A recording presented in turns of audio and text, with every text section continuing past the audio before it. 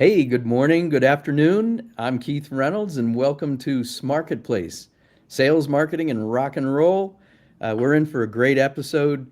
Um, I'm here with my co-host Tom Dempsey. Welcome, Tom. Hey Keith, my friend, how you doing? I'm good, good.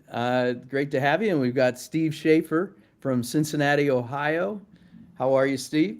I am fantastic, Keith. Thanks so much for having me. Tom, thank you as well. Well, we're really excited to have you on. We got introduced by Kathleen Windsor Games, and you guys are really in the human empowerment business. It's really been fascinating to get to know you both, and we appreciate the introduction. Um, Tom, what have you been up to? Any concerts? Well, um, we went to Vegas last weekend. It was a rescheduled concert, and my wife is a hairband aficionado. So we saw Motley Crue Ooh, at Right. Park MGM, and it was great. They did a great job. It was a lot of fun. wow. They've been doing it a long time. They really have. They have. They're one of the ones that have stuck around. Yeah, and really brought hairbands to the longevity that they have with them when they came out. They're Yeah, just amazing. Yeah, right. yeah, that's true. There's not a lot of hair bands that have been doing it as long as they have. That's for sure. Yes. I Yeah. grew up in LA and in the early 80s. Remember those guys just getting their feet wet at Whiskey A Go Go and places like Oh wow. that. Wow.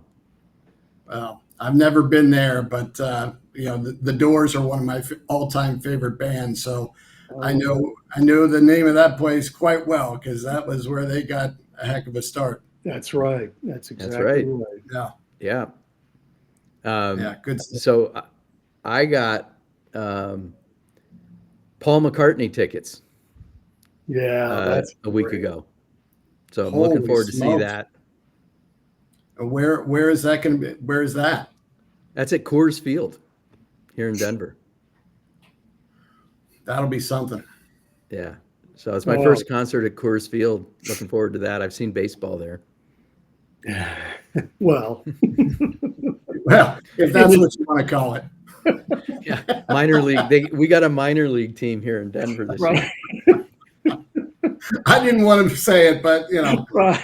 I'm not saying the Reds are knocking it out of the park, so to speak. But the Rockies are having a tough go of it. Yeah. Yeah. Well, it's just speaking of the Reds. I grew up in Chicago as a Cubs fan, but visited Cincinnati to go see family, and I'd spend my summers in Cincinnati, and got to see the Reds. My first game was the Reds at Crosley Field, Oh, and I think it was Johnny Bench's rookie year. Pete Rose was playing, wow. and yeah, that dates me. And then the Big Red Machine through the '70s. Those were the days. Yeah, I yeah. mean, they had a lineup you couldn't beat. I mean, they were amazing back then. Really something. Charlie Hustle. So, Yeah, well, that's let's right. let's get on. Let's get on with the Yeah, show. yeah. We're really thrilled to have you, Steve. Why don't you tell us a little bit about yourself, your background, what got us here? Yeah, absolutely. So I've been in the and you made a comment, human empowerment, which is really I don't know if I've really heard that phrase and put it that way before, Keith, which is really kind of interesting. And I think you kind of nailed it with it. Kathleen and I are kind of in that space, and I'm so fortunate that Kathleen introduced the two of us. And so I've been in this space for, gosh, a long time, almost 20 years in the talent management space. And so talent management software is really what I've been selling and marketing for a long time now, almost 20 years. And so at the end of the day, what we've built at TalentThrive and what I had sold for years, and now that we've built our own software, we simply help organizations make the best people decisions possible through the use of this software. And it's you can call it an online assessment tool if you'd like.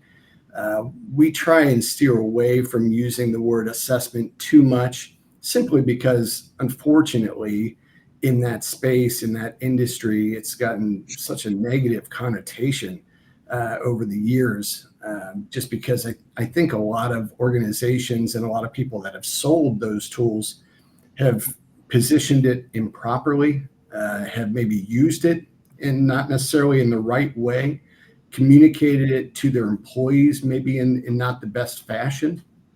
And so it's gotten a lot of negative rap, if you will, kind of a bad rap. And so we don't necessarily totally steer away from using the word assessment. At the end of the day, that is on the front end how we collect the data through an online assessment. But how we leverage that data and how we support employees and support organizations through the hiring process through the use of our assessment, because it can be used for hiring, development, coaching, all of that stuff.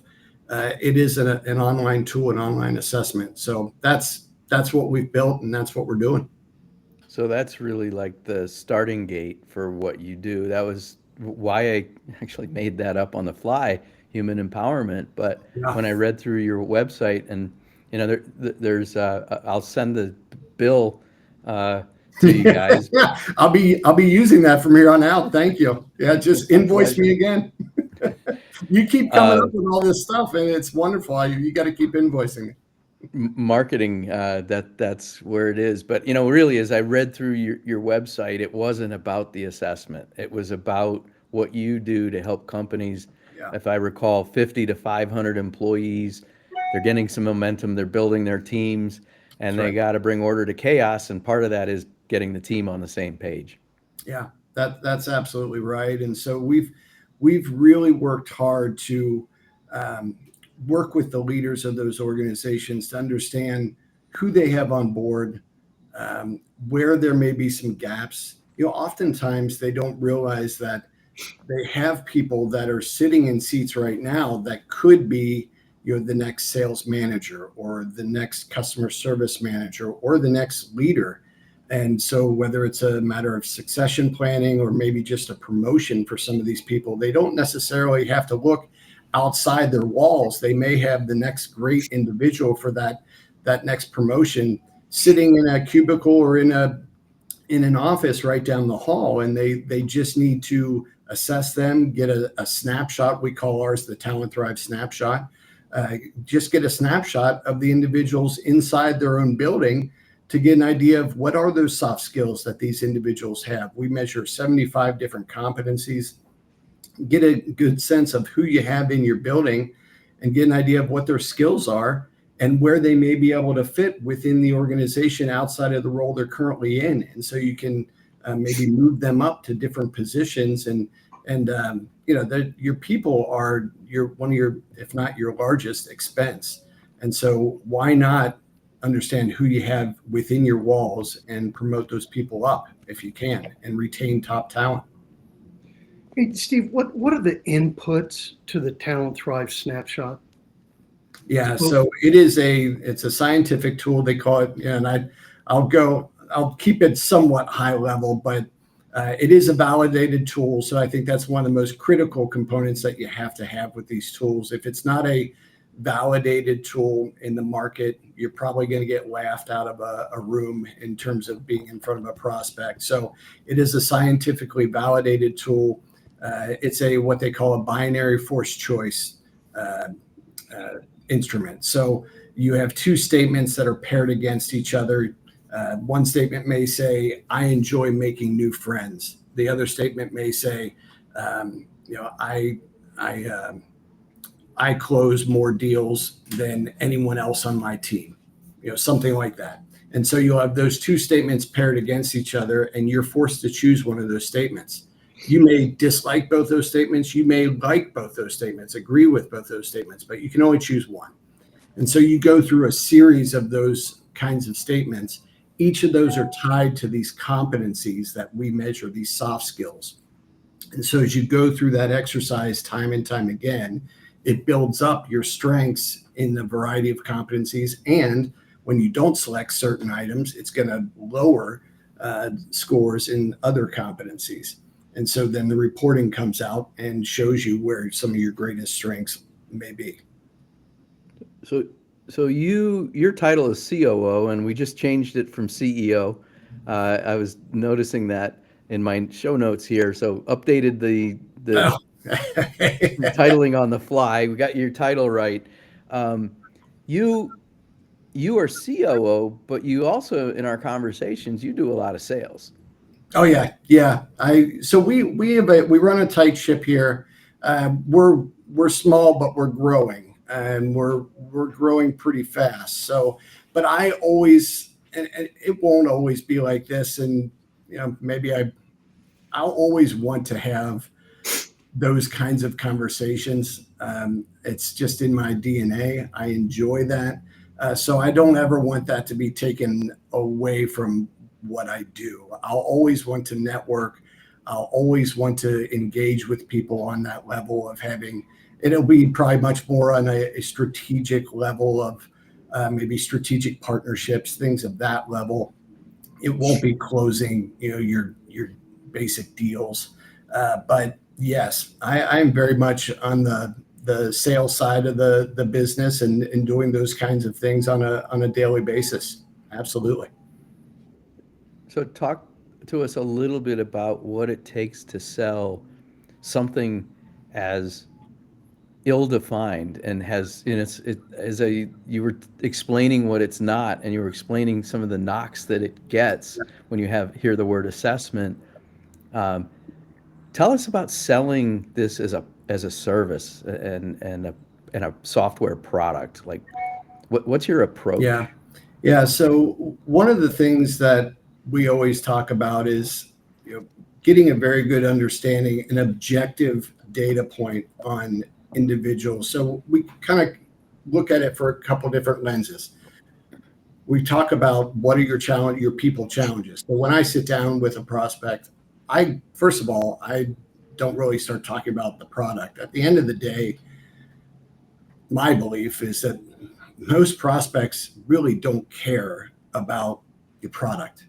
They care about their problems and how are you going to solve their problems. And so I want to understand what their challenges are. And I've never met a business or a business owner that doesn't have people challenges. And so I want to better understand from a hiring perspective, do they have challenges in hiring? And what are those challenges? Are they just not hiring the right people? Do they have a bunch of turnover?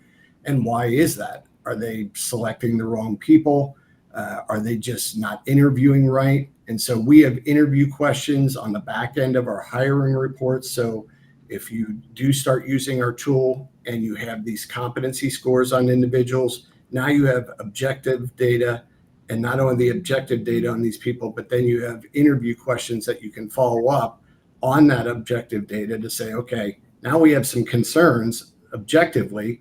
Now let's follow up with these interview questions, and maybe that flushes out some more concerns. So from a hiring perspective, you can start flushing that out, and then it can also be used for development. So I let the problems they have lead the conversation and flush out those topics that we need to address. Yeah. I think of when it comes to, well, you identified 5 key areas that I think, so I'm going to mention them: hiring, promotion, succession planning, development, and retainment. Yeah. Those are absolutely critical. And I think over the years, leading teams, et cetera, because you're dealing with people, which means there's objectivity and subjectivity. Yeah. And it's pretty relatively easy to measure someone's knowledge of products or competition, or business skills. You see it every day in putting proposals together and, all that stuff that goes into what you do on a daily basis. But I always try to manage to the things that I really couldn't teach and that are hard to quantify sometimes, like personality and character and discipline and honesty, and which actually turns out to be the most important things. Yeah. when you think about it. But yeah. So the question really is, how do you create this sort of subjective and objective profile of someone to be able to then plug in for promotion or development, whatever it happens to be? Yeah, great question. And so we're always going to focus on the objective. That is what we are most focused on. The subjective, they're going to have their opinions. The hiring managers, they're going to have their thoughts on individuals from a hiring perspective. Even from the people that are already in the seats, they're going to have their opinions on individuals and what they can and cannot do. And I totally agree with you, Tom. I've always had the belief that the hard skills, you can train those. You can certainly have people work on those continuously. It's some of those soft skills that either you have people that are honest, you have people that want to do better for you, kind of have that ambition, and have the drive to get up in the morning and work hard as an employee for you, and it's just kind of ingrained in them. That those things are very tough to teach or coach. It's Right. more of, gosh, that's who you are. That's a little bit more of you wake up and that's what you want to do for your employer.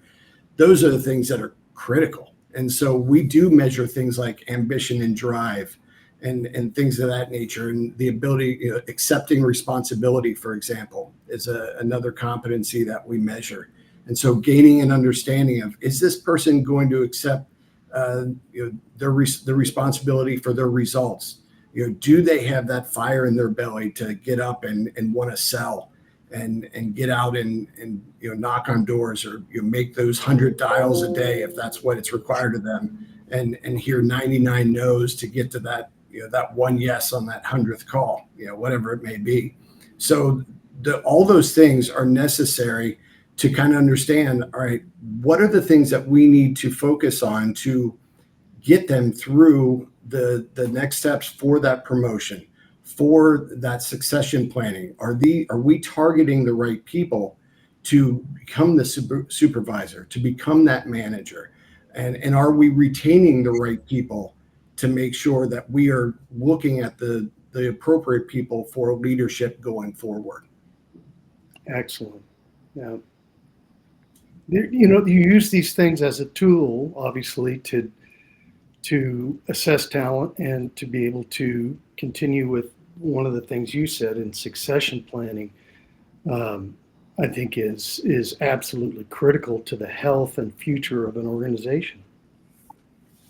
No doubt, no doubt. And one of the things that's been really interesting for us, that retainment piece on the back end, that I'm not saying that we threw it in there as kind of an afterthought.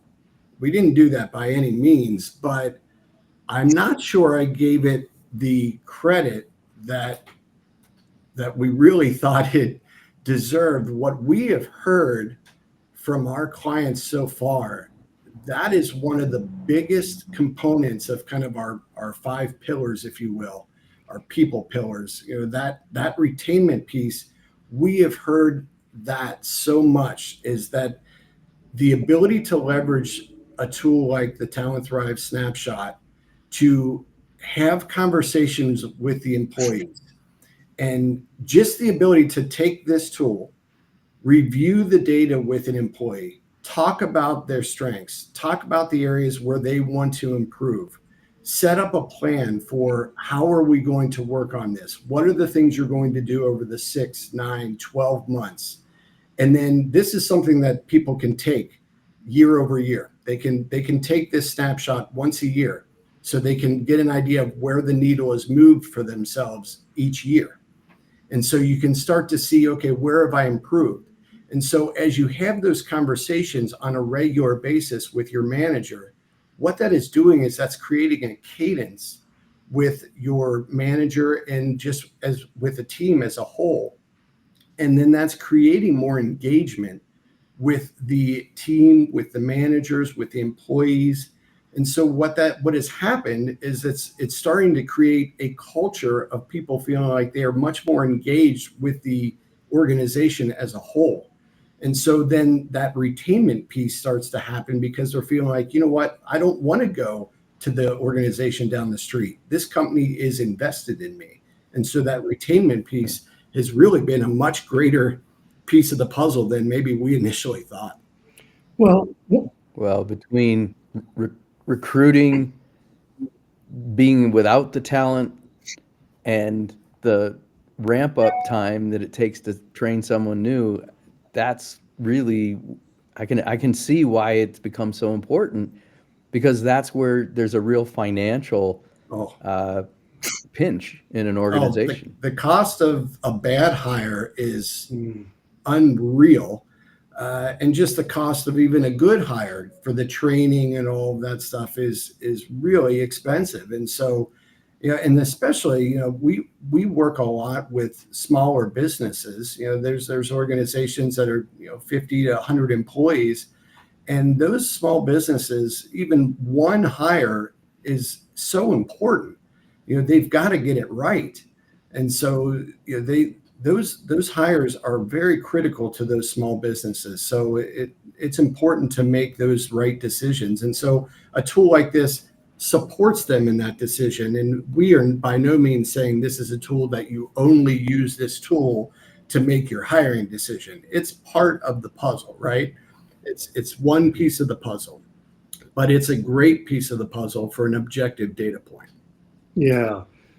And in terms of retainment, and really any of these 5 people pillars, what's the, I think it was from good to great, I hope I'm right, but it's first get the right people on the bus, then get them in the right seats. The right seats. Yeah. And that's what this reminds me of. You get people in the right seats, they're happy, the company's happy, their performance is greater. I mean, go down the list of benefits that come with it. That's right. And retainment is certainly a big piece of that. Yeah. Yeah. That's absolutely right. Now, we have the capital S and the capital M in our name, SMarketPlace, and the question that came to my mind is, you mentioned things that allude to people, having the drive, that seem to be kind of a sales-oriented thing. How do you, from your experience in working with these companies, how do you see sales and marketing today? Working together, and what have you seen change? Like, just those two functions, because getting those two to work together is where Tom and I started. Give us your thoughts on sales and marketing working together in today's world. Well, one of the things that's really been interesting is how technology has shifted some of that game, if you will, between sales and marketing. And so what I think is going to be incredibly, fascinating for me is to see, and one of the things that we're kind of implementing ourselves and seeing how it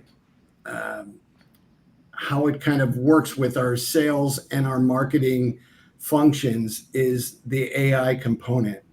And of course, everyone's talking about AI, right? And it's kind of the big buzzword and the big, it's the big thing these days.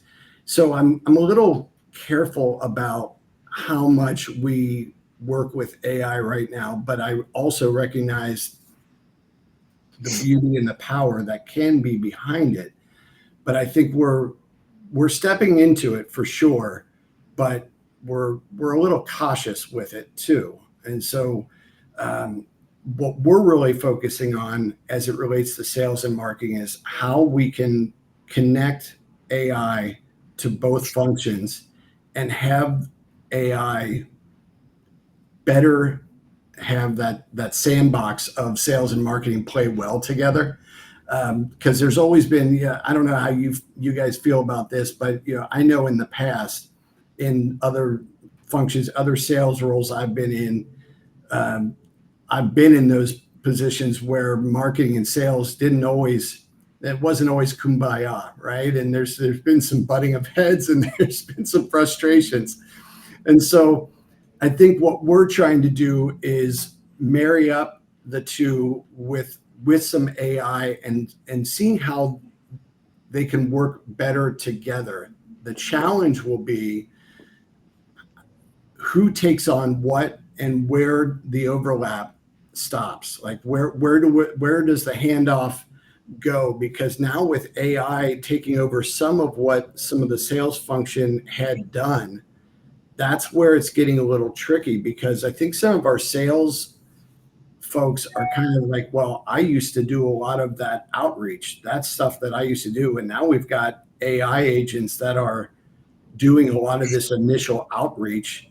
And marketing's like, well, we can easily put together this messaging and that can go out through AI. So there's still kind of this butting of heads of, well, I can do that. Well, I can do this. And so we're still kind of calming the teams down in terms of, what they should be doing and what they think they can be doing better than, the other, because they feel like they still overlap.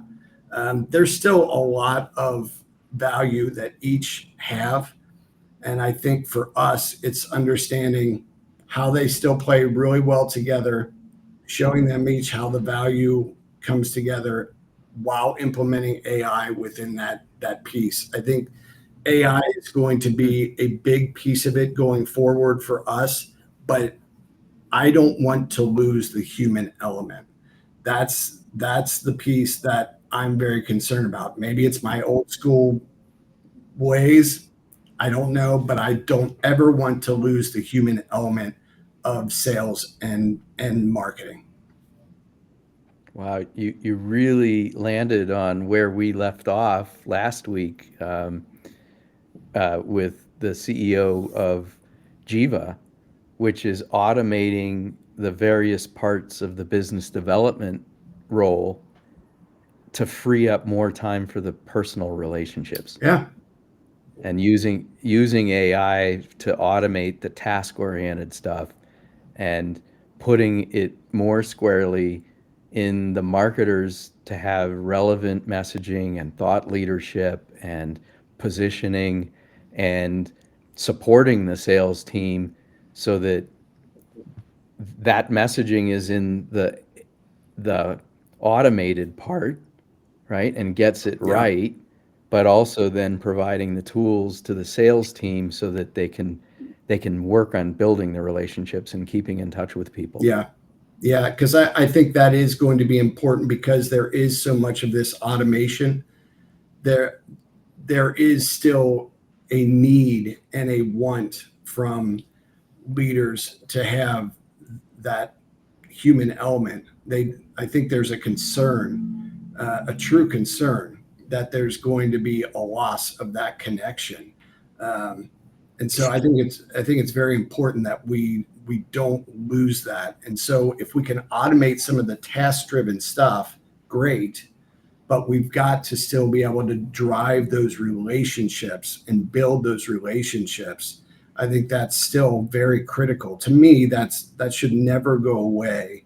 The ability to have those very critical relationships that you build, that builds the trust and the foundation of a B2B relationship. I mean, it's just, that should never go away. And so, yeah, I don't care if you call me old school or not. That's my belief.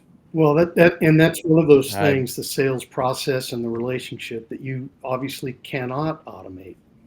That's right. That's right. Yeah. Yep. Well, this is fascinating and probably a good segue into, given all of we've talked about, what would you advise a CEO who's got a small to mid-sized company that's growing from your seat in the room? What would your advice be? Well, what I tell any leader, any CEO,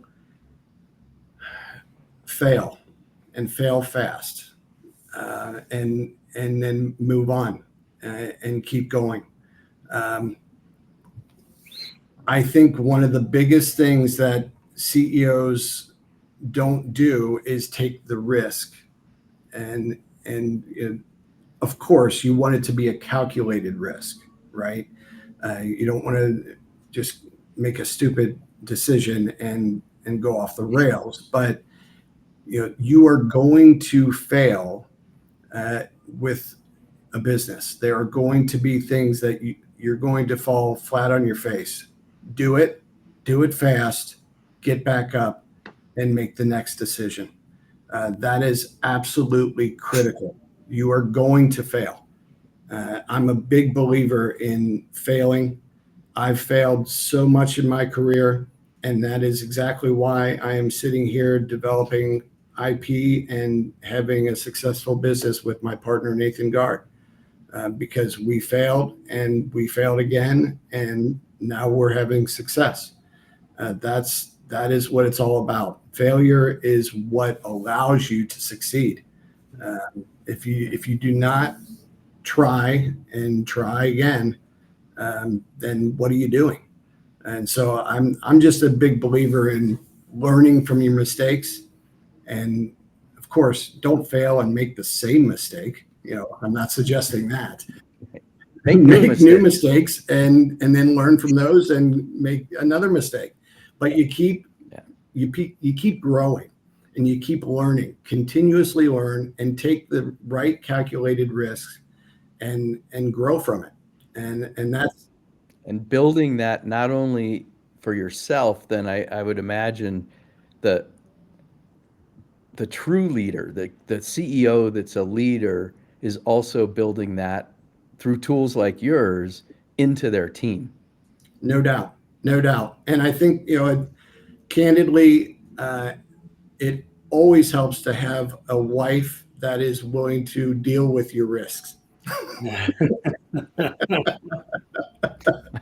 Not only so, yeah, my wife is she puts up with a lot of my past failures, and we're still together, so she's happy now. But I think there were times where she's like, "What are you doing?" But it's that's amazing. That's a real gift. All jokes aside, I've been pretty fortunate. There's times where she's like, "My goodness, we're doing this again. What are you doing?"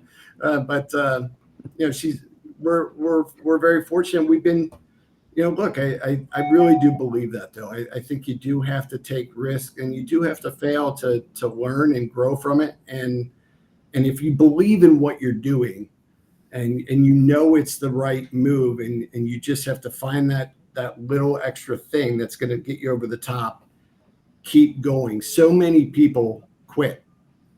And that's been my secret to my success, is I just don't quit. Never quit. This reminds me of a story out of my early career at IBM. And I really, IBM may not be everyone's cup of tea, but I learned so much. And one of the, and this stuff is passed on through stories, right? And one of the stories I remember is the executive that made a $10 million mistake. And he's in the room with the CEO and the other leaders, and he just says, I'm deflated, and I'm sure you want my resignation." And the CEO turned to him and said, "Are you kidding? I just spent $10 million training you."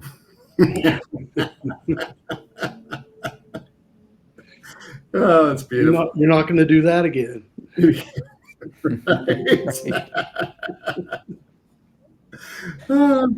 So, well, all right, keeping it moving along.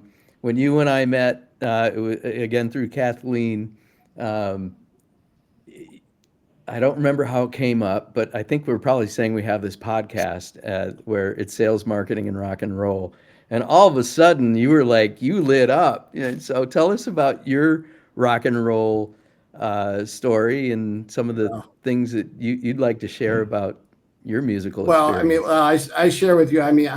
I love playing music. That's always been a big thing for me. I do play a little electric guitar, but I've been an acoustic guitar player for many years. And of course, I did the younger life. I did the band thing, and then realized that playing with other people, I'm too picky and probably not the easiest to get along with. So I started doing mostly solo stuff and singing and playing on my own. So did that for years, and love doing that. But I'm a huge concert goer and have been forever. Tom, you were talking about just going to see Motley Crue, and Yeah.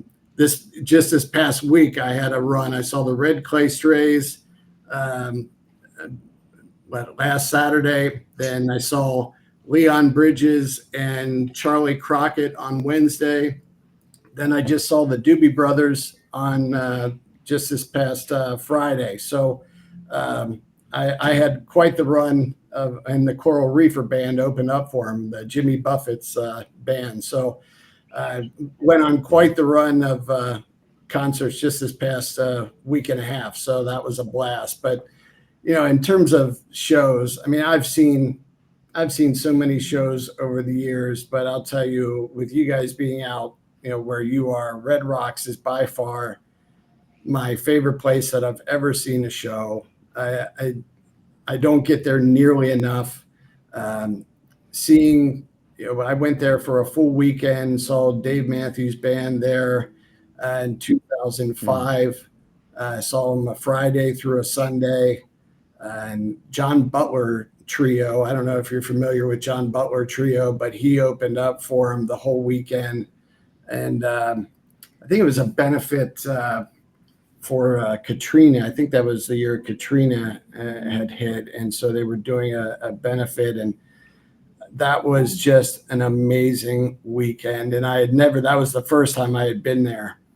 And I had never seen John Butler Trio. And really at that time, I'd only heard of him because I had gone to Australia back in 2000 and 2001. And that's where he's from. And so I had heard of him there. And then to find out he was opening for Dave Matthews Band and Red Rocks, I was like, holy smokes, okay, this will be fun. And I was totally blown away by that. And then to see Dave Matthews Band there 3 nights in a row was just pretty magical. That was unbelievable. So that by far is the greatest place I've ever seen a show. The sound is unreal. And then years later, I actually got to surprise my wife. We went and got to meet John Butler.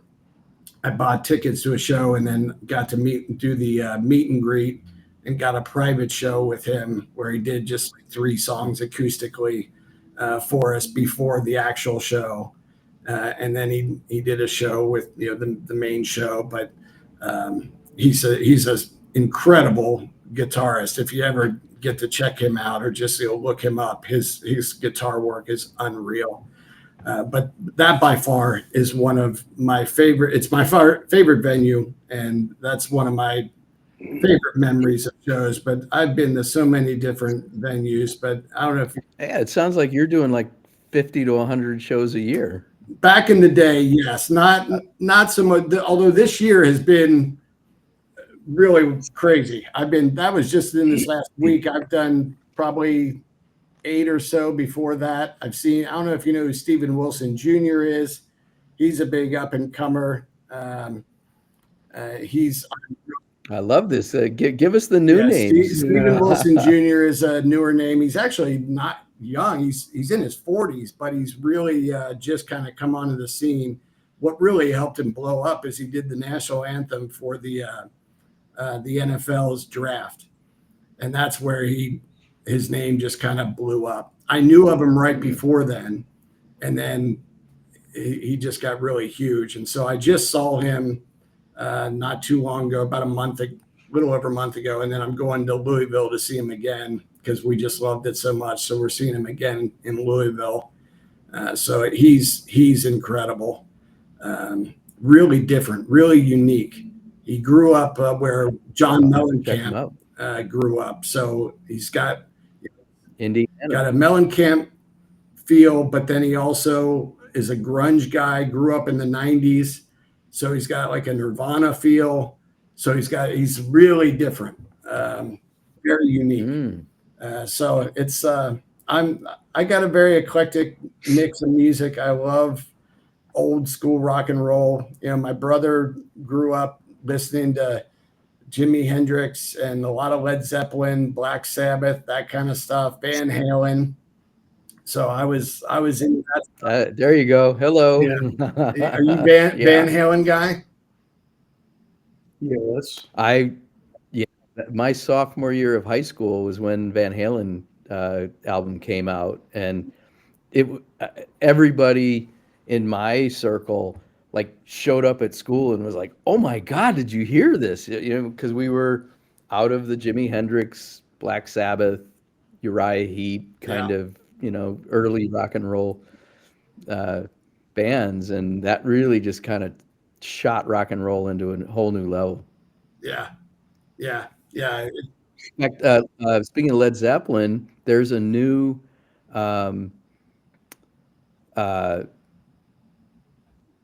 live version of Graffiti, and I think it's the 40th year, 50th anniversary, 40th anniversary of Is Graffiti, that right? and they just released some 1975 live recordings of the music off Graffiti. I just found it on Sign Spotify. me up. I'm all about that. I'm a huge Zeppelin fan. I think they were incredible. Um, I think they were amazing. Now I'm probably not going to be. Now I know you're going to see Sir Paul McCartney. So I Sir know how Paul you feel. McCartney. I am not the biggest Beatles fan. Um, Yeah, I'm not I'm anti not either. I'm not anti Beatles, but I'm not the biggest Beatles fan. I'm actually a believer that Led Zeppelin is more of a. Um, I feel like they transformed rock and roll more than most bands out there. I feel like they were an unbelievable turning point for rock and roll. Yeah, I think the the Beatles and the Stones had a rivalry and Mm, were the foot in the door of the British invasion. But I think you're right. You know, 4, 5, 6 years into that, Zeppelin came on and just took it to a whole new level. And I'm a guy that came out of that era. I wanted to see Paul McCartney just because he's Paul McCartney, right? And yeah, not out of I'm a Beatles fan. I like the Beatles, and they're yeah. kind of the soundtrack to our lives, that plays on the elevators now. But last year I saw the Stones 3 times, Mm. and still I'm trying to see some of the old bands as well. Tom, you go back, but you're also listening to new music. Yes, absolutely. No, I'm a big Deadhead and love Zeppelin, love the Doors. You mentioned that earlier. And growing up in LA, that's what we did. Yeah. We went to concerts Yep. and evolved over the years, but still kept that foundation and the roots of some of that great old rock and roll that I still listen to. Yeah, I feel like I was born kind of in the wrong time frame. Like I so wish I would have been able to see the Doors in concert. Kind of obviously Led Zeppelin. I wish I would have been able to see them back in the 70s. I mean I was born in 75, so I just I wish I could have seen some of those concerts and those bands in that time frame. I really missed the boat on some of the best music in my opinion. I Some of the music now I don't even understand some of the music. Some of you don't, but there's some good. Do you know Peach Pit? Yes, yes. So yeah, I'm So, not saying there isn't some good music out there. Don't get me wrong, yep. but some of it I'm like, okay, this is just No, I'm agreeing with you. overproduced nonsense. Yeah. But there is some good rock and roll coming out. But So my daughter turned me on to Peach Pit, and I listened to it for a while, yeah, and I think I texted her, and I was like, I really like this band. It's kind of like if the Beatles' grandchildren had a band. There's they have their lineage, and some of that sound is Beatlesque. no, let me ask you this for kind of maybe a last question as we might be wrapping up, I guess maybe. Who would you say is the best guitarist of all time? Electric guitarist, I suppose, is what we'd say. What would be your choices, guys? I'll tell you, and I would part of my criteria isn't just the technical aspect of playing guitar, but it's the songwriting ability, and Oh, okay. that's so when I think of that, and did they have an impact on the direction of music at the time when they were playing, and did they do unique things, etc. So that being said, I would still put Jimi Hendrix at the top of that list. Okay. I thought, given where you're going there, I thought you were going to say someone else, and I'll say that name after I hear Okay. Keith is going to say. Keith, what are you thinking? I was going to say Jimi Hendrix, but to be different, I'll go Jeff Beck. Oh, okay. It's a good All right. choice. Tom, I thought for sure when you said about the lyrics and songwriting, I thought you were going to say Eric Clapton. Oh God, that's another great one. He's another top. That's what I thought you were going to say when you were going that direction. I'll go with Stevie Ray Vaughan. Yeah, that's hard to beat too. He's just, for me, for my money, he's just, I just thought he was amazing. Yeah. He's a man who left us too early. No doubt. Well, and same with Jimmy, and I think all three of these answers, you could make a great argument for all three. It's just always fun to hear different people's responses, and everybody has a really good reason for each one. I just always love hearing it. So Stevie Ray Vaughan, I have a connection to. He played, I went to Southern Illinois, and he played Carbondale. And I was on the concert committee and did the backstage hospitality, and my roommate booked the bands. And so Stevie Ray Vaughan played a 1,500-seat auditorium at Southern Illinois University. Oh. And came over to our house after the show. Minutes in, we hear, "F you, and your music really sucks." And there were these two girls in black goth hair, black fingernails, that whole goth look was just coming in. And Stevie Ray Vaughan looked at them, and I came rushing over, and I'm standing right there, and he puts his hand up, snaps his fingers, and goes, "Come on, guys, we're out of here." And they turned around and got on the tour bus, which was parked out in front of our house, and left. And the music stopped, the whole room came down. We're like, what the heck? And so the woman who did this, was kind of like ushered out of the party, and we kind of had this now low-key party. Well, about 5 years ago, I'm on Facebook, and I tell this story, and probably it was a Carbondale's SIU alumni channel. Yeah. And this girl goes, "That was me." And it turned out Stevie Ray Vaughan was trying to get her girlfriend to go get on the tour bus. What a surprise. Yeah. And that's how she got it to stop. And so that's my Stevie Ray Vaughan story. Wow. That's my crazy. Goodness. That was crazy. Well, that is that. What a story. My goodness. Well, that's pretty wild. But we're really appreciative that you came and shared. We've got some new music. We'll actually, I'm going to post these. I used to do in our blog, we'd post, who people mentioned. Really appreciate you sharing your time, your stories, your insights on sales and marketing, and your memories on rock and roll. Yeah, absolutely. It's been my pleasure, guys. It's been a real treat. Thank you guys so much. Thank you, Steve. And I say this because it's true, but Keith and I are the lucky ones because we get great hosts and we get to learn a great deal about a lot of different topics related to sales and marketing and rock and roll. Yeah. So we learned from you. So thank you. Thank you guys so much. It's been a lot of fun. Appreciate it. Good. You take care. And everybody, thanks for joining us. And rock and roll.